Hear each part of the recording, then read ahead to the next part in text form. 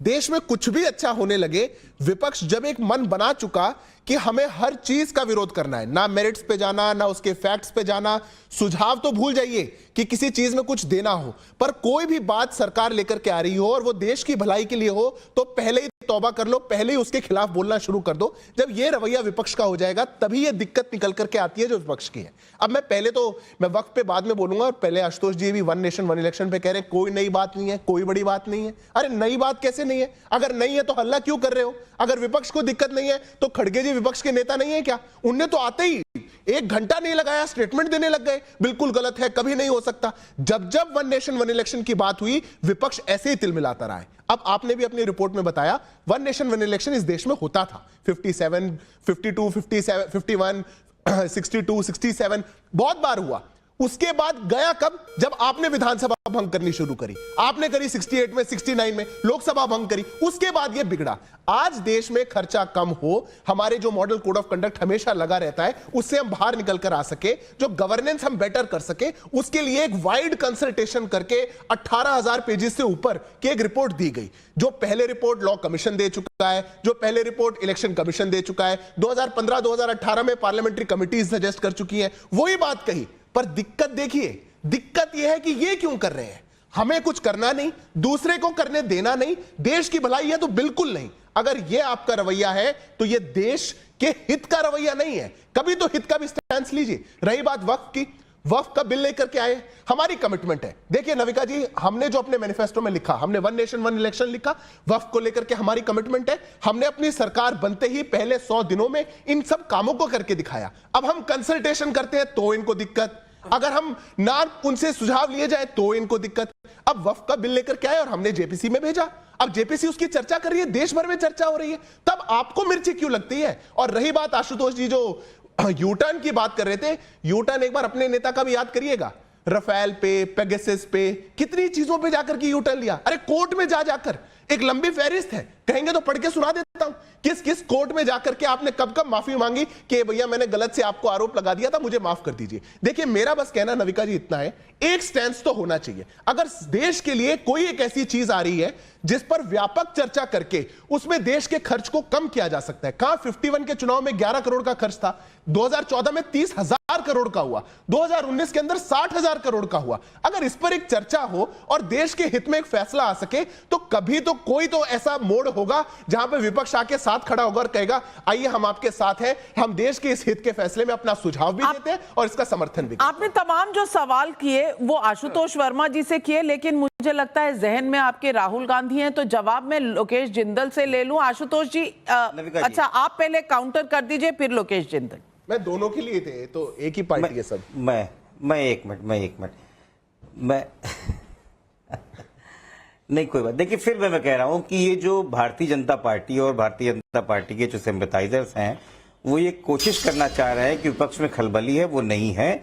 हम तो आपको याद दिला रहे हैं कि लैंड एक्विजिशन बिल पे आप यू टर्न चले गए, हम बता रहे हैं कि 3 काले कानून पे आप यू टर्न पे चले गए, डाटा प्रोटेक्शन बिल पे चले गए, लैटरल एंट्री पे चले गए, ब्रॉडकास्ट बिल पे चले गए, वक्फ बोर्ड पे चले गए, इंडेक्सेशन बेनिफिट पे चले गए। तो हम खाली आपको याद दिला रहे हैं कि आप कितने बड़े यू टर्न वाले लोग हैं। कुछ तो फैक्ट पे और 19 रुक जाइए, अरे भाई यू टर्न पढ़िए कोई बात नहीं। सिद्धार्थ जी बीच में आपके नहीं बोला इसलिए सुन लीजिए, फिर बात में प्लीज पढ़िए और उसको समझिए पहले पाए, ठीक है। मैं ये कह रहा हूं कि वन नेशन, एक minute, one nation one election की बात कहीं कोई विरोध नहीं है। मैं कह रहा हूं इसके बारे में परिचर्चा होनी चाहिए। अगर परिचर्चा भी विपक्ष कहेगा तो भी आपको लग रहा है खलबली मच गई, तब तो आप अपोजिशन खत्म कर दीजिए। हम तो कह रहे हैं ना, जो बड़े बड़े सवाल हैं आपके जहन में भी है, हमारे जहन में है, नविका जी के भी जहन में है, और वो ठीक। अरे भाई आप बीच मत बोलिए, नविका जी इनको चुप कराइए। सत्ता की पार्टी इसका मतलब थोड़ी करा रही हूं, लेकिन ये बात सही है, ये बात सही है। मैं खड़गे जी का स्टेटमेंट पढ़ के सुना देती हूँ। खड़गे जी कह रहे हैं ये प्रैक्टिकली हो ही नहीं सकता, इनके पास मुद्दा नहीं है, चुनाव देखते हुए ये किया गया है। डेरेक ओब्रायन कह रहे हैं ये भाजपा का एक और सस्ता स्टंट है। आप कह रहे हैं खलबली मची नहीं, सब एक एक करके बयान देते चले जा रहे हैं। ये विपक्ष की है ना नविका जी, अगर विपक्ष के लोग हैं शायद। नविका जी, अगर टाइम्स नाउ, नव भारत और सिद्धार्थ यादव दोनों भारतीय जनता पार्टी के लोग बैठ के विपक्ष की बात ही नहीं सुनेंगे और टोका टोकी करेंगे तो फिर मैं आप बने दीजिए, आप दोनों लोग बोलते रहिए, अपने व्यू बनाते रहिए। मुझे लगता है कि विपक्ष की ये रणनीति है कि आप एंकर को डिफेंसिव पे डालें, मैं डिफेंसिव पे जाऊंगी नहीं। आप मुझे जिसका दूत बता दें, मेरे को मान लेना जरूरी है, लेकिन जनता भी देख रही है। मैंने आपको 2.5 मिनट बोलने दिया, आप बीच में बोला नहीं, और सिद्धार्थ बाद में आए, लेकिन आपको ना आरोप लगाना है आप लगाइए। अभी भी नहीं बोलने दे रही हो, आप मेरी बात ही नहीं सुन रही हो पूरी। मैं नहीं आप पे आरोप लगा रहा हूं, मैं कह रहा हूं कि ना आप पूरी बात सुन रही हैं। मैं तो कह रहा हूं कि 4-5 सवाल मैं आपको पूरे 7 सेकंड देती हूं, आप अपनी पूरी बात कहिए। आपका टाइमर शुरू होता है अब 60 सेकंड मुझे का। आप ठीक, अब मेरी सीधी सी बात है, और कई सवालों का जवाब हमको मिलना चाहिए कि जब भी इस तरह की व्यवस्था आएगी तो कौन सी सरकारों को बीच में रोका जाएगा और कौन सी सरकारें राज्य सरकार की आगे चलेंगी, ये एक बड़ा सवाल है। दूसरा, ये ज्यादातर देखा गया है, और आईडीएफसी 2015 की एक बड़ी रिपोर्ट थी जिसमें कहा कि जब इस तरह के चुनाव साथ में होते हैं तो देश के बड़े मुद्दे आते हैं, हावी होते हैं, और छोटे मुद्दे जो मतलब प्रांतीय और क्षेत्रीय मुद्दे हावी नहीं रह पाते हैं। ये 77% लोगों में देखा गया है, विद फ्यू एक्सेप्शंस।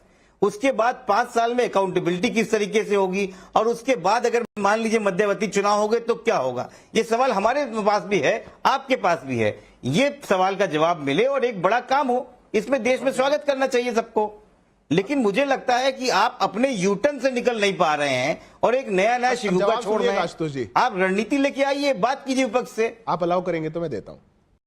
चलिए, 50 सेकंड में उन्होंने अपनी बात कह दी, अभी 10 सेकंड बाकी थे, लेकिन मैंने फेयरली आपको सुना। आशुतोष वर्मा जी, दोबारा आरोप लगाने से पहले सोच लीजिएगा। अब सिद्धार्थ यादव जी, आप जवाब। मैं उनके 10 सेकंड में ही अपना जवाब। आप रिवाइंड करके दीजिए, तब मैंने आरोप लगाया था। आप रिवाइंड करके दीजिए, तब मैंने आरोप लगाया था। आशुतोष जी रिवाइंड करेंगे, आपके शुरुआत के 2.5 मिनट ही आएंगे। सुन लीजिए अब बात को।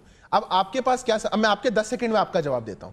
जवाब आपके पास भी है, आप चाहते नहीं कि जवाब मिले। पहली बात तो जो सवाल आपसे था कि खड़गे जी, डेरेक ओब्रायन, ये विपक्ष के लोग हैं कि नहीं है, तो अगर कहा जा रहा है कि विपक्ष तिलमिला रहा है, आप कहिए कि हमारा स्टैंड उनके साथ नहीं है, हम तो पक्ष में है। पर जैसे आप बोलते हैं पक्ष में, आप इफ एंड बट ले आते हैं।